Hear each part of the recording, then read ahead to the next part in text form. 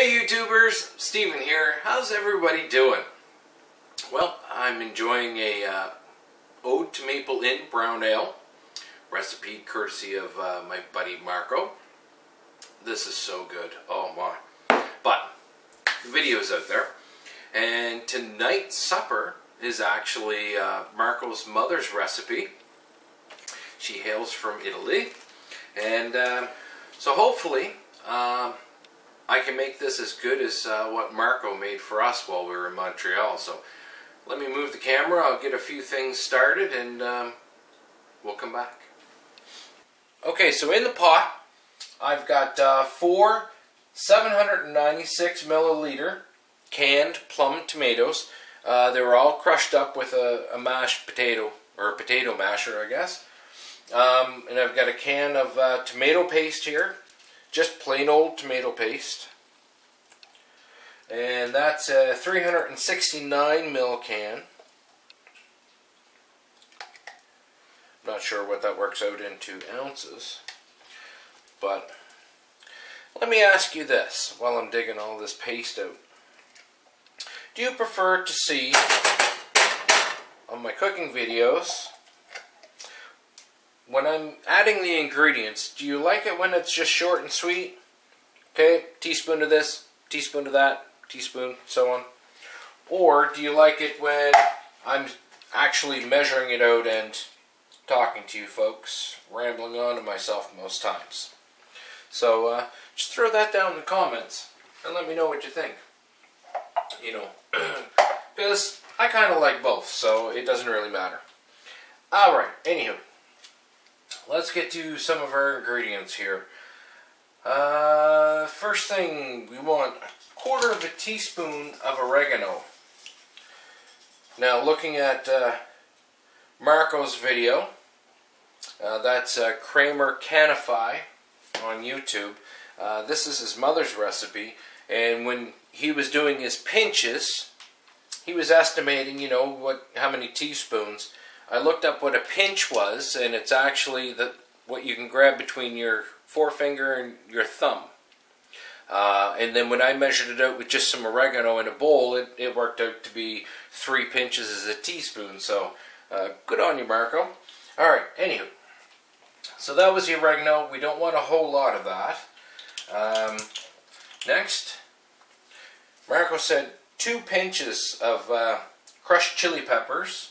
And 1/2 teaspoon, I think, is really close to that. And then next, we want a teaspoon of salt.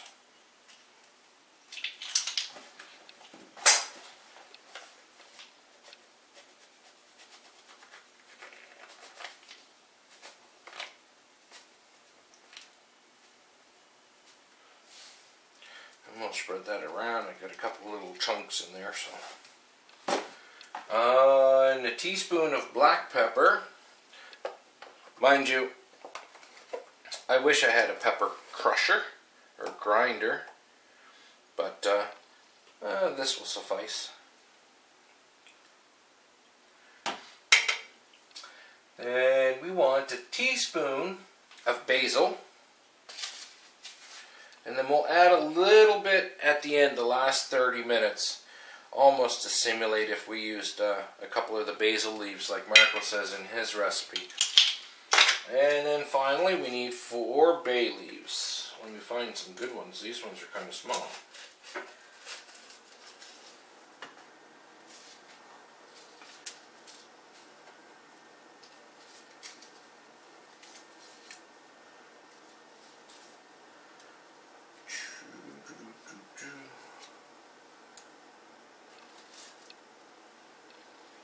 And there we go. Alright.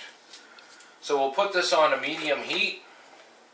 We'll get it mixed up, and then we'll get ready to show frying the meat. Alright, so pan is starting to warm up. We're going to put in a 1.5 tablespoons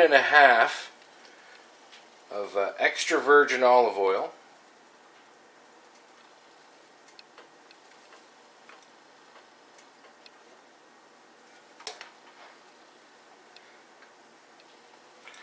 Alright, there we go. Now, Marco's recipe was actually 1 pound of meat, ground meat. It was 1/3 veal, 1/3 pork, and 1/3 beef. Unfortunately, ground veal is really hard to find around here, so basically I've got a 1/2 pound of ground pork and a 1/2 pound of ground beef. Get this oil spread around here.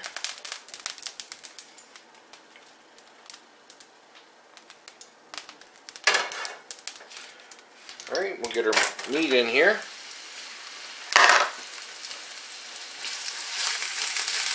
Get it broke up a little bit.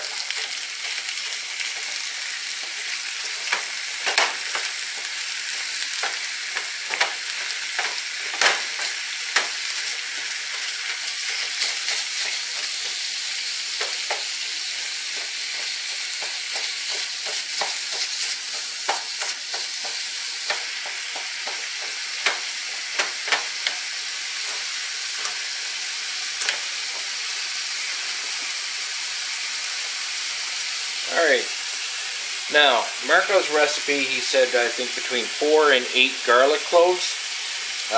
My cloves are kind of big, so I use 7. Just looking at how much garlic and how much meat we have. So we're going to put that in and try and spread it around.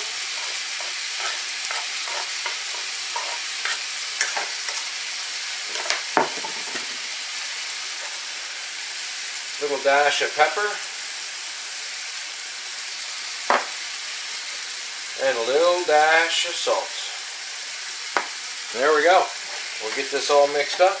Make sure to keep an eye on your tomatoes over here. Keep them stirred. You don't want any of it to burn on the bottom.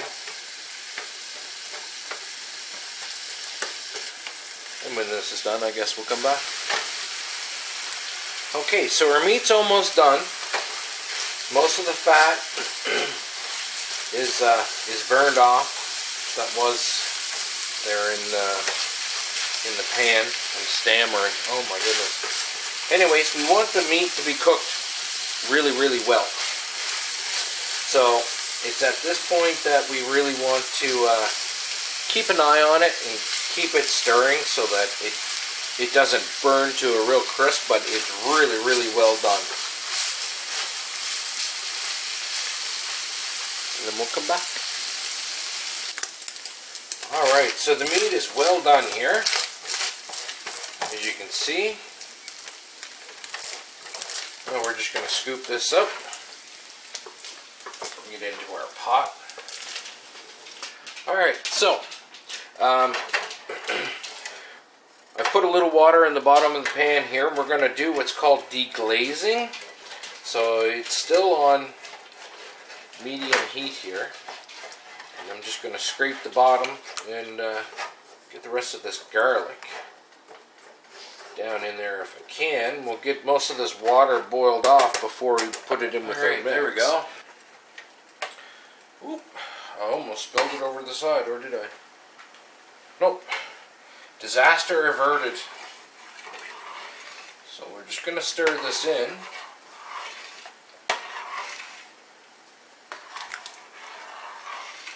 And then once we have most of that water boiled off, we'll add that too. Because, you know, I never realized until Marco showed in his video, this is all flavor sitting in here. Alright, so get all our liquid reduced here. And we're just going to add it in. Once it really started to boil, it reduced quick anyways. And now that our sauce is out of boil, we're going to turn this down to low. Give this a good stir. And we're going to simmer this on low for an hour. We're going to put a cover on it. And we should be back here stirring this about every 10 or 15 minutes. Just give it a good stir. So we'll come back in a bit. This doesn't look like my kitchen. Oops. I thought I was filming the last parts of this recipe, and as you can see behind me, I'm editing right now so I can get this posted tonight. And I come to realize we left off where I was putting the cover on the spaghetti sauce. We were going to let it simmer for an hour on low. What I didn't film was after an hour, and you take the lid off, and then you let it simmer until, you know, it's thick. So I let it simmer for about 2 hours, constantly stirring about every, 10 or 15 minutes. And then when it would come supper time, I used a full package of spaghetti noodles, and I boiled them when they were done. Basically served off the plates, and then put some garlic bread together and mixed up our sauce. I could have let it simmer a little longer, so if you're planning on making this for supper and just keeping it right on the stove while it's hot, it took me about 3 hours to cook, minus all the prep and everything else. So you may want to plan for about 4 hours, because mine was a little watery, and Marco does mention in his video, he found it really depends on the year, like every year, whether the tomatoes have lots of water in them or very little water in them. So anyways, sorry about that, folks. It's quite embarrassing. My dog is scratching to get in, God love her. But let's go on to the finished supper. Alright, there we go, folks. Sprinkled a little marbled cheese that we had shredded. And there we have it. Alright, so it wouldn't be a real cooking video without a taste test, I know. And sauce is still a little watery after 3.5 hours simmering. So I'm thinking the tomatoes must have had a lot of water in them, but either way, bon appetit. Oh, this is perfect. Absolutely perfect. Just like I remember being at Marco's. So give this a try, so you can check out Marco's video on his YouTube channel. It's Kramer Canify. I'll put a link here, probably up here, with right to his video for his spaghetti recipe. So give it a try, folks. Thanks for watching. Shout out to my new subscribers. Thanks for joining me.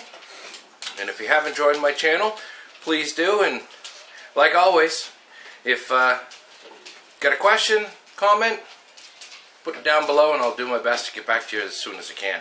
Alright, anyways, I gotta eat. Cheers!